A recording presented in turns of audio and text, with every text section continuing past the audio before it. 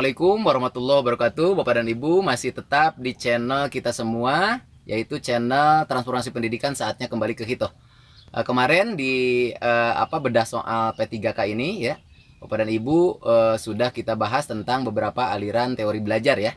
Mulai dari aliran behaviorisme ya, dengan kata kunci perilaku dan stimulus respon. Jadi kalau ada belajar itu merupakan perubahan perilaku yang diawali dengan stimulus kemudian direspon oleh siswa ya. Itu merupakan aliran behaviorisme, di mana pakarnya diantaranya kemarin kita bahas tentang Thorndike ya.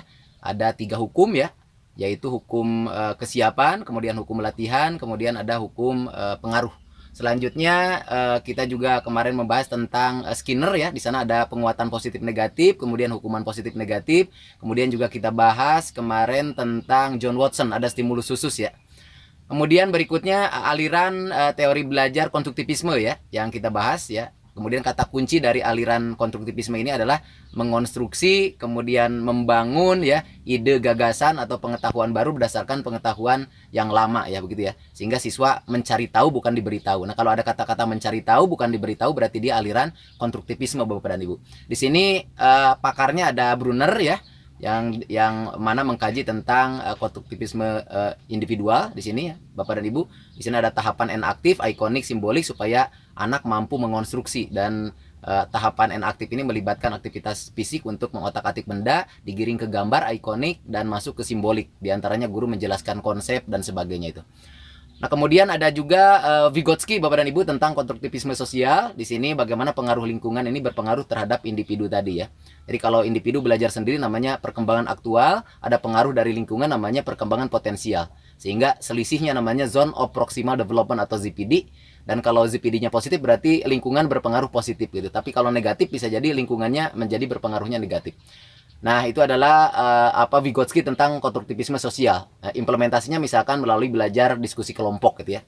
Itu sangat kental dengan aliran teori belajar konstruktivisme dari Vygotsky ya, tentang konstruktivisme sosial. Nah, berikutnya Bapak dan Ibu kemarin sudah kita bahas aliran kognitivisme ya, yang memandang bahwa belajar adalah berpikir atau menata informasi supaya tertanam lama dalam skemata benak siswa.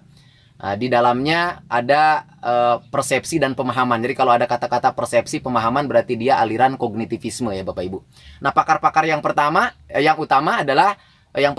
adalah Piaget Bapak dan Ibu ya. Kemarin sudah kita bahas. Pakar pertama adalah Piaget Bapak dan Ibu, yaitu Jean Piaget.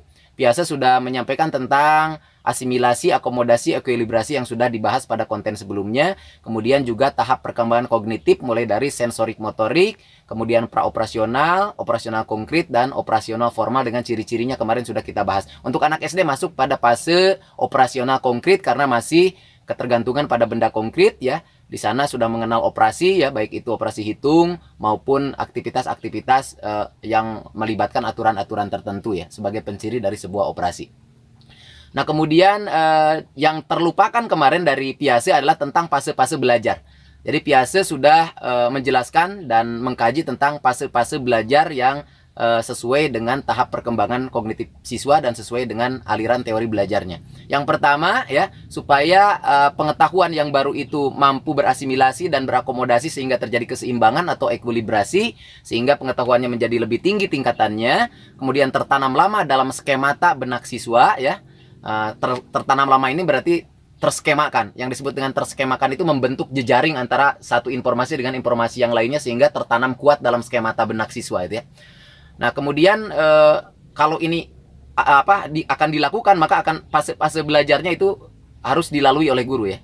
Jadi kalau guru dalam pembelajaran ini kemudian dasarnya adalah aliran teori belajar kognitivisme dari Piaget ya, maka supaya tertanam lama dalam benak siswa informasi tadi, maka harus melalui fase-fase belajar dari Piaget. Yang pertama adalah fase eksplorasi ya. Jadi fase eksplorasi ini adalah fase menggali dengan mengamati, misalkan ya, dengan mengotak-atik benda ya, dengan mengamati fenomena, mengamati gejala alam ya, dengan mengamati simbol-simbol kalau itu terkait dengan matematika, karena ini fakta dalam matematik diantaranya adalah simbol ya. Pengetahuan faktual itu simbol kalau di matematik diantaranya itu ya. Nah, kemudian dari fakta-fakta ini yang diamati ya, fenomena alam, fakta, kemudian simbol dan sebagainya, kemudian digali atau diamati oleh siswa, selanjutnya baru bergeser ke fase yang kedua, yaitu fase pengenalan konsep. Jadi bagaimana fakta-fakta tadi atau fenomena-fenomena alam yang diamati atau teramati oleh siswa itu dikonseptualisasi ya oleh siswa dan guru ya, supaya mudah disimpan di dalam memori benak siswa ya. Nah, setelah dikonseptualisasi muncullah di sini yang disebut dengan fase pengenalan konsep ya. Jadi kalau tadi misalkan mengamati benda-benda seperti kotak kapur, kemudian dadu ya dan sebagainya, berarti itu fase eksplorasi. Nah, setelah itu barulah masuk ke konseptualisasi, yaitu dikenalkan konsepnya bahwa dadu itu merupakan salah satu benda berbentuk kubus gitu ya. Kemudian kotak kapur juga salah satu benda berbentuk kubus gitu ya. Nah, kubus ya, ini dengan ciri-cirinya itu yang disebut dengan konsep ya. Nah, ketika konsep ini dikenalkan, kemudian guru menjelaskan tentang apa itu kubus, kemudian ciri-cirinya apa ya, ini masuk pada fase pengenalan konsep. Nah, supaya tertanam lama dalam benak siswa, selain dikonseptualisasi tadi menurut Piaget, maka harus diaplikasikan konsep tadi. Nah, misalkan tadi ada kubus, maka tadi dibongkar dulu tuh kotak kapur itu, sehingga akan menjadi jaring-jaring kubus. Selanjutnya aplikasinya adalah siswa membuat jaring-jaring kubus ya, membuat kotak kapur sendiri. Nah, ketika diaplikasikan maka akan tertanam lebih lama dalam memori benak siswa itu ya, dalam skematanya ya. Nah, ini yang disebut dengan fase belajar menurut Piaget. Jadi eksplorasi, kemudian pengenalan konsep, dan yang terakhir adalah aplikasi konsep ya. Itu dari Piaget Bapak dan Ibu. Kemudian kemarin juga sudah kita bahas tentang teori belajar dari Gagne, ada tipe belajar ya, mulai dari tipe belajar isyarat, kemudian stimulus respon, kemudian rangkaian verbal, rangkaian gerak, membedakan ya, pembentukan konsep, pembentukan aturan sampai pemecahan masalah. Jadi ada 8 tipe belajar dari Gagne. Selain Gagne kemarin menyampaikan tentang objek langsung dan objek tidak langsung selama pembelajaran berlangsung Bapak dan Ibu. Nah, kemudian yang terakhir kemarin kita bahas adalah David Ausubel ya Bapak Ibu ya. Menurut David Ausubel ya, bahwa ketika siswa belajar itu harus bermakna. Yang disebut bermakna adalah mengaitkan materi yang akan dipelajari dengan materi yang sudah ada dalam benak siswa atau sudah diketahui siswa. Nah, diantaranya implementasinya melalui apersepsi ya. Kemarin sudah kita sampaikan. Apersepsi adalah menghayati, mengamati diri sendiri secara sadar sebagai pondasi untuk mempelajari materi berikutnya. Dan itu adalah bentuk apersepsi. Nah, supaya terjadi apersepsi kemarin dijelaskan, guru harus mengajukan pertanyaan-pertanyaan yang mengaitkan materi yang akan dipelajari dengan materi sebelumnya ya. Artinya apa? Keterampilan dasar untuk guru yang harus dikuasai terkait apersepsi adalah keterampilan bertanya Bapak dan Ibu ya. Nah, baik, itu adalah pembahasan pada 2 konten sebelumnya tentang teori belajar 1 dan teori belajar 2. Nah, hari ini kita akan masuk pada menyelesaikan bab teori belajar ya. 2 lagi teori belajar yang akan kita bahas, yaitu teori belajar aliran humanisme dan teori belajar yang terbaru yaitu aliran konektivisme Bapak dan Ibu. Akan kita bahas juga. Nah, aliran humanisme yaitu aliran yang keempat, ini memandang bahwa belajar merupakan memanusiakan manusia ya. Artinya harus disesuaikan dengan kodrat mereka, disesuaikan dengan potensi, disesuaikan dengan minat, disesuaikan dengan kebutuhan ya. Kebutuhan siapa? Kebutuhan anak-anak yang kita didik ya. Dengan demikian maka melalui aliran humanisme ini, maka implementasinya guru dalam pembelajaran harus selalu berkeliling ya. Di awal itu mengidentifikasi kebutuhan, potensi siswa itu di awal. Baik itu melalui tes maupun melalui tanya jawab ya, maupun melalui berkeliling sambil sekali-kali ngobrol dengan siswa, bertanya-tanya tentang potensinya, kemudian tentang kebutuhannya ya, sehingga dapat dipastikan dalam pembelajaran guru dapat melayaninya sesuai dengan potensi dan kebutuhan siswa. Jadi aliran humanisme memandang demikian, bahwa belajar merupakan memanusiakan manusia, dan karena manusia unik dengan segala keunikannya, memiliki potensi dan karakteristik yang berbeda, juga kebutuhan yang berbeda, maka belajar itu harus disesuaikan dengan kebutuhan, minat, kemudian potensi. Jadi kata kunci dari aliran humanisme adalah tadi ya, kebutuhan, minat, potensi itu ya. Itu kata kuncinya itu. Jadi kalau ada tentang minat, potensi, kebutuhan, berarti kita telah mengimplementasikan sebuah aliran teori belajar yang disebut dengan humanisme. Nah, pakar-pakarnya Bapak dan Ibu ya, yang paling utama yang akan kita bahas adalah Abraham Maslow ya.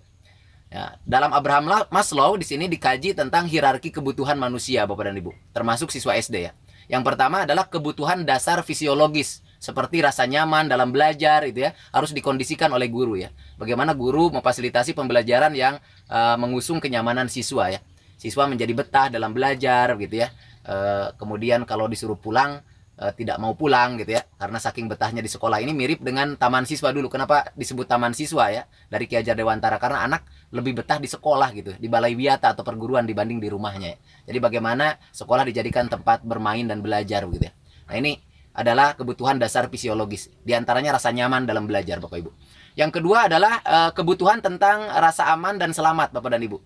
Jadi dalam pembelajaran harus ada pembelajaran yang ramah anak. Bagaimana guru menata sumber-sumber belajar itu yang mudah dijangkau ya, kemudian mudah diamati oleh siswa. Jadi jangan sampai menempelkan gambar-gambar terlalu tinggi ya, akibatnya leher siswa apalagi kelas awal ya, kelas 1, 2, 3 ini menjadi tidak sehat itu, lehernya menjadi sakit. Nah dengan demikian maka karena SD ilmu hidup, maka kalau dia belajarnya menempel bahan ajar ataupun sumber belajar yang ditempel oleh guru terlalu tinggi mendekati atap, maka lehernya tidak sehat dan itu tidak relevan dengan hakikat pendidikan, khususnya pendidikan umum yang dipelajari tentang ilmu hidup ya. Nah berikutnya adalah kebutuhan akan rasa sosial dan rasa sayang.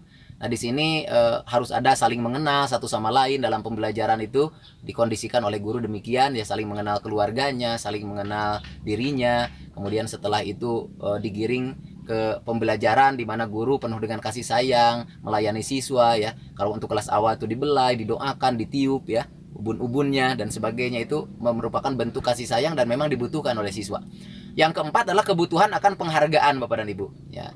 Siswa SD itu senang dipuji ya karakteristiknya. Maka sekali-kali dihargai oleh kita meskipun tidak selalu sering, takutnya resistan ya. Maka kita berikan penghargaan itu, jangan sampai yang materialistis saja ya, dikasih coklat atau pensil meskipun itu boleh.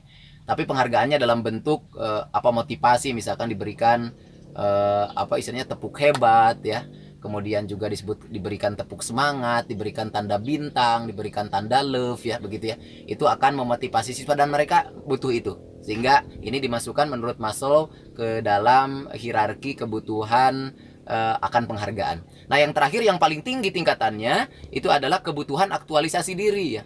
Kalau sudah berbicara aktualisasi diri, maka siswa belajar itu karena kebutuhan, bukan karena paksaan. Nah, kalau sudah sampai pada level ini, maka guru sudah berhasil ya menggiring siswa tadi ke arah kemandirian. Karena tujuan utama pendidikan tadi bagaimana setiap diri menguasai diri, berarti kemandirian yang pertama ini ya. Kemandirian ini erat kaitannya dengan kemerdekaan, sudah dibahas oleh kita di bedah buku Ki Hajar Dewantara ya. Nah dengan demikian maka ketika belajar tadi siswa sudah sampai pada tahap aktualisasi diri, maka belajar itu adalah merupakan kebutuhan ya, yang harus disesuaikan dengan apa? Kalau begitu dengan kebutuhan siswa, dengan potensi siswa, dengan minat siswa, dengan bakat siswa. Jadi kalau sudah sampai ke aktualisasi diri, maka berbicara tentang kebutuhan, tentang minat, potensi siswa ya. Berarti itu adalah hierarki yang paling tinggi menurut Abraham Maslow dalam teori belajar aliran humanisme Bapak dan Ibu ya. Nah berikutnya Bapak dan Ibu adalah aliran yang terbaru sekarang. Nah tapi sebelum kita membahas aliran yang terbaru ini, maka masih tetap di channel kami, di channel kita semua, yaitu Transformasi Pendidikan. Saatnya kembali ke Hitoh ya. Sebelum masuk ke aliran yang baru sekarang, yaitu aliran konektivisme, kita sama-sama dulu kembali ke aliran humanisme tadi ya, tentang bagaimana aktivitas pembelajarannya Bapak dan Ibu. Bagaimana aktivitas pembelajaran yang relevan dengan aliran humanisme dari Abraham Maslow begitu ya. Jadi yang pertama adalah ketika guru datang ke kelas ya, guru itu mengidentifikasi kebutuhan siswa ya. Ketika itu di awal pembelajaran bisa jadi tanya jawab, diberikan tes ya, berkeliling mengamati siswa ya, sekali-kali bertanya jawab, atau sekali-kali ngobrol dengan siswa menanyakan kebutuhan dan potensinya. Sehingga yang pertama kali guru lakukan datang ke kelas bukan menyampaikan materi. Menurut Abraham Maslow dalam aliran humanisme, yang pertama guru lakukan adalah mengidentifikasi kebutuhan dan potensi siswa. Silakan dengan cara apapun ya, dengan dites atau dengan tanya jawab dan sebagainya itu ya. Bahkan misalkan dengan mengajukan pertanyaan-pertanyaan yang mengaitkan supaya siswa dapat melakukan apersepsi, itu juga merupakan salah satu cara mengidentifikasi kebutuhan belajar siswa. Nah yang kedua adalah memberikan tugas yang beragam, jangan sama ya. Setiap siswa punya kebutuhan dan potensi yang berbeda yang teridentifikasi oleh guru. Maka setiap potensi tadi diberikan tugas yang beragam, jadi tidak sama. Yang A potensinya di menggambar, bisa jadi diberikan tugas menggambar, tapi matematikanya dijadikan bumbu-bumbu supaya dipelajari juga ya. Anak yang potensinya di matematika, maka diberhitung, diperkuat ya. Kemudian dengan tidak melupakan muatan-muatan pelajaran yang lainnya sebagai bumbu di sana. Sehingga setiap diri nanti akan berkembang sesuai dengan kodratnya. Ya, dalam praktek pendidikan kita, anak-anak itu harus menguasai semua ya, semua muatan materi pelajaran ya. Padahal potensinya tidak di sana. Dan inilah yang kata Ki Hajar Dewantara, akibatnya nanti ya potensi yang baiknya itu harusnya ditebalkan karena anak terlahir seperti kertas suram ya tulisannya. Nanti potensi yang positifnya malah tidak tertebalkan ya. Yang ditebalkan adalah yang potensi yang negatif tadi ya, yang dimana siswa tidak ada potensi di sana ya. Itu ditebalkan, kemudian yang ini malah dibuat suram potensi yang hebatnya ya. Akibatnya apa? Dia tidak akan menjadi pakar gitu ya. Nah, ini dari aliran teori belajar humanisme dari Abraham Maslow, Bapak dan Ibu. Nah, kemudian setelah diberikan tugas yang beragam kepada siswa sesuai dengan kebutuhan dan potensinya, kemudian guru memfasilitasi proses belajar dengan memberikan bimbingan. Jadi guru tidak diam di depan kelas ternyata. Nah, tapi guru akan berkeliling mengamat-ngamati siswa, melakukan momong among-among atau trimong, melakukan tuturi handayani ya, berkeliling begitu ya, memberikan bimbingan tidak hanya pada siswa yang pintar saja ya, tetapi semua siswa dikeliling oleh guru untuk diberikan bimbingan. Kenapa? Karena tadi diberikan tugas yang beragam sesuai dengan potensi dan kebutuhannya. Nah, dengan demikian dipastikan bimbingan guru tadi akan berbeda antara siswa yang satu dengan siswa yang lainnya karena kebutuhan dan potensinya berbeda. Nah, terakhir guru memberikan penghargaan. Nah, penghargaan juga akan berbeda. Ditanya juga anaknya, anak yang suka pensil, penghargaannya pensil. Anak yang suka coklat diberikan coklat. Anak yang tidak suka semuanya, yang tadi disampaikan, yang materi tadi diberikan tanda bintang, diberikan tanda love. Ada anak yang diberikan tepuk hebat, masing-masing berbeda. Ada anak yang diberikan belayan, ada anak yang diberikan pelukan. Itu merupakan penghargaan-penghargaan yang beragam yang diberikan kepada siswa dengan kebutuhan dan potensi yang beragam tadi menurut aliran teori belajar humanisme dari Abraham Maslow. Nah, aliran yang terakhir Bapak dan Ibu adalah aliran yang terbaru sekarang, yaitu aliran konektivisme. 4 aliran yang sudah kita bahas dari konten 1, 2, dan 3 sekarang tentang teori belajar itu memaknai bahwa belajar itu terjadi pada diri individu. Jadi individu saja yang jadi penekanan. Meskipun konstruktivisme sosial dari Vygotsky tetap pembahasannya ke individu ya. Bagaimana individu ini berkembang ya, terjadi zone of proximal development atau ZPD dari perkembangan aktual ke perkembangan potensialnya. Nah, tetapi aliran yang terbaru ini, aliran konektivisme itu tidak hanya membahas tentang bagaimana belajar itu terjadi pada individu, tapi belajar itu juga terjadi dalam jaringan ya. Nah, inilah yang sedang terjadi sekarang ya, melalui pembelajaran dari rumah sehingga melibatkan aplikasi-aplikasi seperti Zoom, kemudian Google Meet dan sebagainya, sehingga memungkinkan siswa melaksanakan pembelajaran di dalam jaringan ya. Nah, jaringan dalam konsep Islami itu namanya silaturahmi ya. Suatu saat nanti kata hadis maupun hal-hal yang dibahas di dalam agama kita yaitu Islam, mohon maaf bagi yang non muslim ya, bahwa suatu saat nanti yang tidak akan tergilas oleh zaman itu bukan orang yang pintar ya, tetapi orang yang pandai menjaga tali silaturahmi ya. Jadi dipanjangkan usianya katanya. Kenapa? Ya karena memang tidak tergilas oleh zaman. Dia akan bertahan sampai kapanpun, karena suatu saat nanti dia celaka tertarik oleh yang lainnya. Itu yang disebut dengan jejaring atau silaturahmi ya. Jadi dengan demikian maka teori belajar aliran yang terbaru ini yaitu konektivisme, pakarnya adalah Stephen Down and George Siemens ya, bisa dibuka nanti di Google. Stephen Down and George Siemens itu membahas tentang aliran teori belajar yang terbaru yaitu konektivisme. Konektivisme memandang bahwa belajar tidak hanya terjadi pada diri individu, tapi belajar tadi terjadi di dalam jaringan ya. Jaringan menghidupi individu ya, tetapi individu juga hidup melalui jaringan. Seperti roda gigi ya. Seperti roda gigi ya. Ban atau yang selanjutnya disebut dengan roda yang digunakan di mobil ataupun di kendaraan itu akan berputar karena ada roda-roda di dalam mesin gitu ya. Nah, artinya apa? Artinya nanti setiap individu akan diputar oleh sistem tadi ya, oleh jaringan tadi, tetapi setiap individu tadi memberikan penghidupan ke dalam jaringan tadi. Nah, jaringan ini akan aus ya. Tadi roda gigi ini akan aus ketika apa? Ketika roda-roda atau ban-ban yang ada di kendaraan itu tidak ikut berputar. Kalau diam terus maka dia aus ya. Maka yang memutar dia ya tadi terkait ada bahan bakarnya. Selain ada bahan bakar, kemudian roda di dalam mesin itu berputar sebagai sebuah sistem, maka yang individu-individu yang lainnya juga ikut berputar ya, sehingga individu dihidupi oleh jaringan. Tapi ketika individu ini berputar, maka jaringan pun akan tidak aus jadinya. Jaringan pun akibatnya menjadi berputar dan dia menjadi hidup gitu ya. Nah, ini yang disebut dengan aliran teori belajar konektivisme, bahwa belajar itu tidak hanya terjadi pada diri individu, tapi juga terjadi dalam jaringan. Sehingga di dalamnya jaringan ini membelajarkan juga belajar gitu ya. Nah, membelajarkan berarti membelajarkan setiap individu yang ada di dalam jaringan, tetapi dia juga belajar. Belajar dari apa? Belajar dari setiap individu yang ada di sana. Dengan demikian, maka kalau setiap individu ini belajar dan dibelajarkan oleh jaringan, maka setiap individu akan meningkat pengetahuannya, informasinya ya yang dimiliki oleh mereka, yaitu setiap individu tadi. Tetapi jaringan pun di sini akan mendapatkan ilmu pengetahuan, mendapatkan informasi, mendapatkan materi yang tingkatannya lebih tinggi lagi. Dengan demikian maka berkembangnya menjadi bersama. Setiap individu berkembang ya, kemudian jaringan pun akan berkembang. Inilah yang disebut dengan belajar melalui jaringan ya. Bapak dan Ibu, sekarang sudah kita lihat di sini ada Google Drive ya, kemudian ada cloud ya, di mana semua informasi sekarang bisa ditampung di sana ya.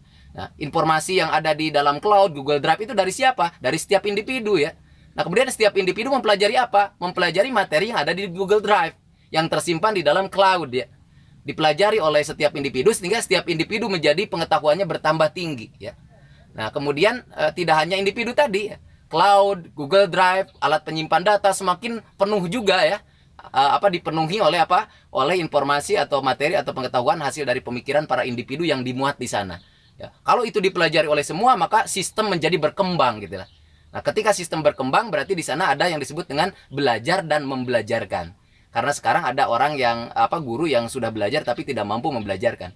Kemudian ada juga yang merdeka tapi tidak mampu memerdekakan. Ada yang sudah bergerak tapi tidak mampu menggerakkan. Nah, dengan adanya teori belajar konektivisme, di mana belajar melalui jaringan, maka semuanya menjadi sama-sama merdeka dan memerdekakan, sama-sama bergerak dan menggerakkan, dan sama-sama belajar dan membelajarkan untuk mencapai kesempurnaan, yaitu derajat tertinggi atau derajat yang lebih tinggi sebagai akibat kita mempelajari sebuah ilmu pengetahuan dan dikategorikan pada seseorang yang berilmu ya. Yang kata Allah Subhanahu wa taala ya dalam firman-Nya bahwa orang yang berilmu itu akan diangkat derajatnya. Nah, dengan demikian maka tidak hanya derajat ilmu pengetahuannya saja yang meningkat tadi, tetapi derajat kemuliaannya juga akan diangkat oleh Allah tadi dari orang yang berilmu. Dan ini didapatkan tidak hanya belajar melalui individu saja, tapi belajar itu melalui jaringan. Utamanya adalah membangun silaturahmi. Nah, implementasinya adalah sekarang kita sedang membangun komunitas belajar supaya kita bisa bersilaturahmi, dan inilah implementasi dari aliran teori belajar